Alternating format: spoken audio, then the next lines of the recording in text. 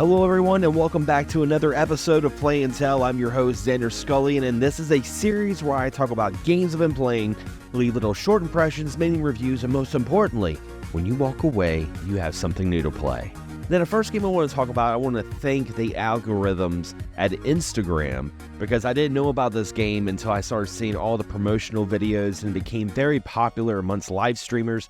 And that is A Little Kitty, Big City. Little Kitty, Big City follows a black cat, unnamed, trying to return home after falling from an apartment window. You'll navigate obstacles like busy pedestrians and other animals, but forming friendships and overcoming challenges to regain enough strength for to climb home. The game avoids graphic scenes of animal suffering, but focuses more on lighthearted adventures like dodging puddles or distracting dogs with treats. In a city, it's more of a neighborhood. It even offers a space to climb over buildings rather than walking on sidewalks. The main goal is to gather enough strength by eating fish, with some requiring stealth like snatching one from a fisherman.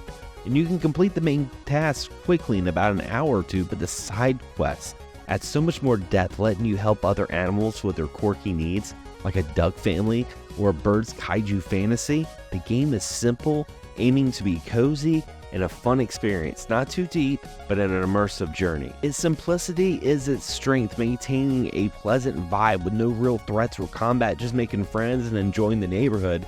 However, the jumping mechanics and camera controls can be kind of frustrating, with imprecise jumps and awkward camera angles, making climbing feel a little clumsy. The cartoon graphics and animations are charming with realistic cat movements. Little Kitty Big City is a cozy cat lover's game, offering a few hours of delight exploration. Despite some control issues, its cute graphics and simple goals make it enjoyable. Though some polish on movement and camera controls would have been a much better experience.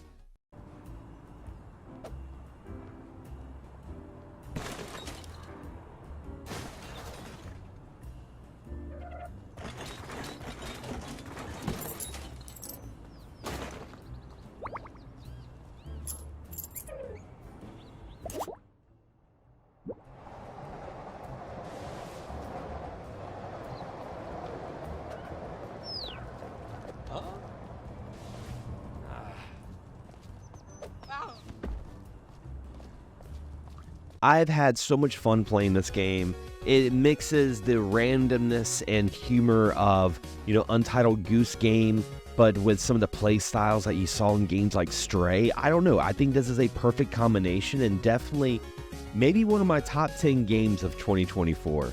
So how many of you guys just went out and bought this game because you saw it pop up on your For You page on social media like Twitter or whatever? I saw the link pop up from Best Buy and I was like, yes, I gotta buy this, because this is the Nintendo World Game Championships, the NES edition for the Nintendo Switch. Now, I did an unboxing of the collector's edition on TikTok, and I'm pretty sure you guys have seen everyone and their cousin do an unboxing of this. This is a great collector's edition. The gold cartridge alone is just immaculate, but I'm proud to say that this wasn't just an impulse buy and I have buyer's remorse, because this is actually a really fun game that I did not expect to have such a great time. I love that you have like weekly challenges that you can compete with other folks online, comparing your high scores on who's going to be the NES champion. I love that stuff. I love the speed run challenges. You would think something like, how fast can you get a mushroom in Super Mario Bros. 3?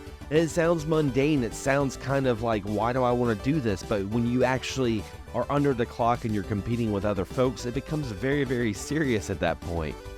And I love that about this game.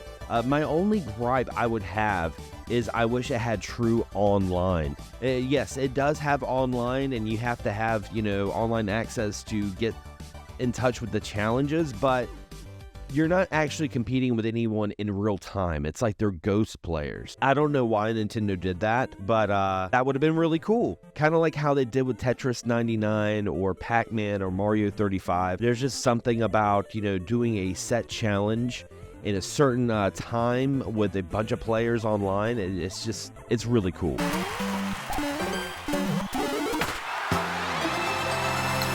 Guys, I have been feeling so nostalgic towards the 7th gen console generation. The Xbox 360, rest in peace, just recently got shut down towards the end of July. Microsoft pulled the plug on Xbox Live. So maybe that was some of it, but also a lot of these games now are almost 20 years old, and I'm getting older, and I feel like the same nostalgia towards Xbox 360 and PS3 like I did, 12 years ago with, say, the Super Nintendo and Sega Genesis. So I finally sat down and played 3D Game Heroes, a game that I found in a bargain bin years ago that's went up in value, and I was always like, I'm going to sit down, I'm going to play this game, but with all this nostalgia and hooking up the PlayStation 3, I was like, man, maybe I'll play a game I haven't played yet. 3D Game Heroes is undeniably fun, there's no denying it.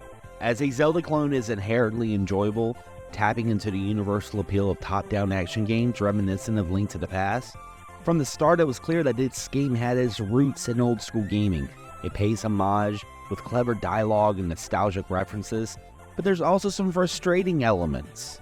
Don't get me wrong, 3D Game Heroes is fantastic, and it's a refreshing reminder that games are meant to be fun, in contrast at that time when the industry was often occupied with seriousness. However, it seems to falter in advancing the genre. There are some delightful touches like the option to repeatedly decline a king's request to save the world until you finally accept, but there are also some irritating aspects such as a persistent pinging sound when your health is low. A nuisance that was annoying back in 1992 and still remains to this day. Also, surprisingly, saving the game is possible, but there's no autosave feature, and you expect the game to save automatically when you rest at an end or reset at a spawn point, but it doesn't.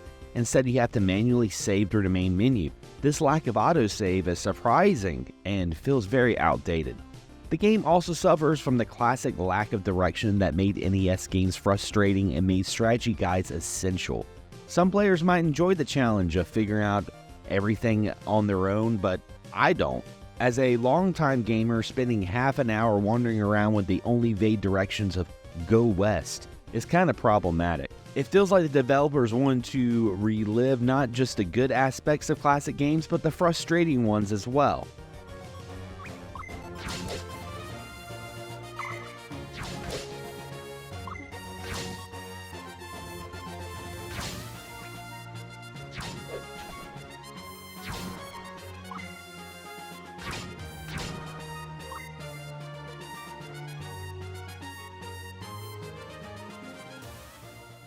Now, my gripes I have with 3D Game Heroes, keep in mind, this is coming from someone who has played it now in 2024, but I really feel like that back in the day when this game first came out, it had its cult following, but also set the blueprint of that whole indie boom that we would see in like 2015 until now, especially with the Nintendo Switch. This game is a pure testament of why I enjoy HD remasters and games being re-released, because this game is dormant on the PlayStation 3. It's the only way to play it, unless you do emulation. But no, officially, this is the only way to play it. The game has went up crazy in value. It's not worth the price, in my opinion, but this game would sell like hotcakes if it was re-released on the Nintendo Switch. One of my favorite old school animes is Record of Lodoss War. I watched the OVA on the Sci-Fi Channel like years ago. I was like 8 years old, and I was completely enamored with the mix of D&D fantasy and anime. So the next game I want to talk about is based off of that IP, and it's an exquisite Metroidvania that I think more folks need to play. I just recently rebought it. I played it on PC in early access. I did a first impressions video years ago. Record of Lodoss War, Deedlit, and Wonder Labyrinth. In typical Metroidvania fashion, the story isn't the main attraction. However, there are still some narrative elements to be found. Record of Lodoss War doesn't offer a deep plot, but there's an adequate to keep the game moving, while it may not seem that enthralling. I appreciate the creativity involved, and the character dialogues do provide a basic understanding of the events, which is significant for the game's purpose, essentially. The game meets all the minimal narrative requirements, which is fine given the genre's focus on outstanding gameplay. And the combat in this game is incredibly fluid, some of the best I've ever experienced in a Metroidvania. The jump cancelizations and great swordsmanship and the spamming is reminiscent of the smoothness and Aria of Sorrow. Directional aiming for both physical and melee attacks offer total control over the character. No matter the enemy's position, you won't need to pick a specific weapon just because they can bypass obstacles or hit crawling enemies. RPG elements always drew me into a game, and Record of Lodoss War is no exception, featuring leveling and equipment systems. If you're worried about grinding though, rest assured it's not a major concern. During my gameplay, I rarely felt the need for an extensive combat just to progress. The game maintains a good balance with enemy strength, and there's an interesting mechanic that boosts your overall damage. Deedlit is acquired by the Fire and Wind Spirits, and these spirits not only provide a resistance, but also this Ikaruga style mechanic introduces a psychological element to the boss fights. Do you stay close to the boss and risk getting hit by the wrong element, or hang back and react to the attacks as they come? Warp zones are well placed throughout the campaign. Whenever I needed to revisit something, a warp point was right there. It wasn't too far off. You can't switch weapons without pausing, and while the pausing menu is streamlined, a quick step feature of presets would have been really nice considering you see it in other newer Metroidvanias.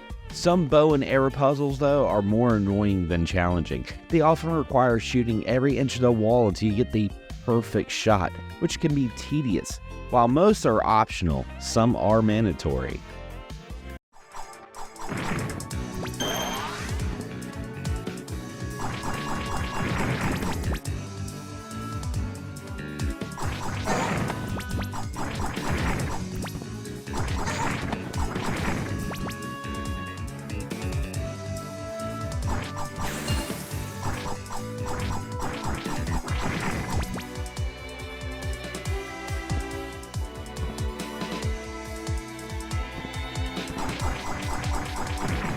This month has been a great month if you're a Ninja Turtles fan, or at least for me anyway. I recently got the Tmnt classic movie star reprints. I absolutely love those. And I got a copy signed from a good friend of mine, Joe, that just recently did the cover variant to the newest IDW Tmnt comic. He used to be my assistant manager at Babbage's, so Joe, if you're watching this, man, I am super proud of you, and it was a pleasure meeting and catching up with you. But back to video games, because in July we also got a release on the Nintendo Switch. It was originally on Apple Arcade, which is why I'd never heard of it, but Tmnt Splinter's Fate. The game begins with Leonardo getting crushed by the Shredder and his goons.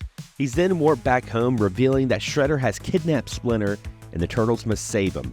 But there's many questions that remain unanswered, like who possesses this teleportation technology backing Shredder, and why they need Splinter.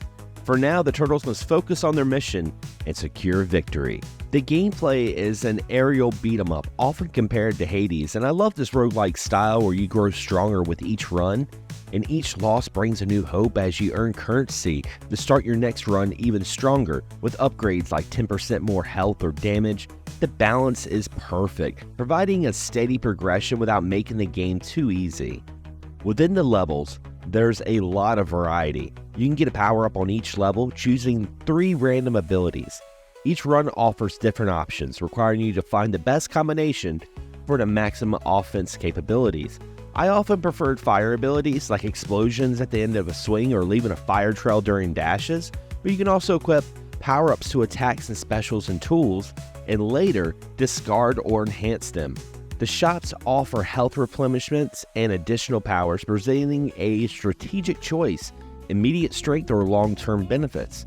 I recommend prioritizing health unless you're early in the game and you want to focus on earning points for a permanent upgrade. Each run can last 20 to 60 minutes, making it easy to keep playing, and the depth of the game is impressive, offering endless replayability as the levels and bosses have variety, with some RNG elements. For example, one version of Karai was particularly challenging, always setting me back, but once you win the first time, it gets easier as you master the gameplay. The graphics are top tier, with some of the best character designs for the Turtles I've seen. Shredder and Karai's costumes are also excellent, and the in-game graphics are solid. The soundtrack is less memorable, but fits well. Overall, Tmnt Splinter Fate is a powerhouse on Apple Arcade, and now on Nintendo Switch, offering an addictive gameplay style with plenty of variety.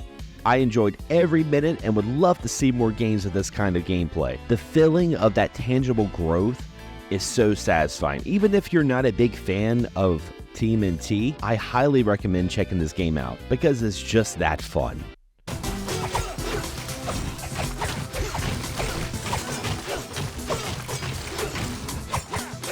Fireball!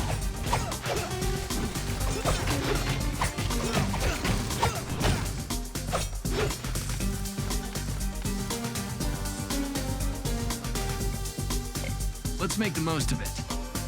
But anyway, guys, those are some games I've been playing recently. What have you been playing? Leave a comment below. I'd love to hear some of your recommendations or some of your opinions on the titles that I talked about in this episode. And if you enjoyed this video, don't forget to subscribe, but also hit the bell so you're notified of all future videos and live streams on this channel. As always, guys, I want to thank you for watching, thank you for subscribing, and as always, happy gaming.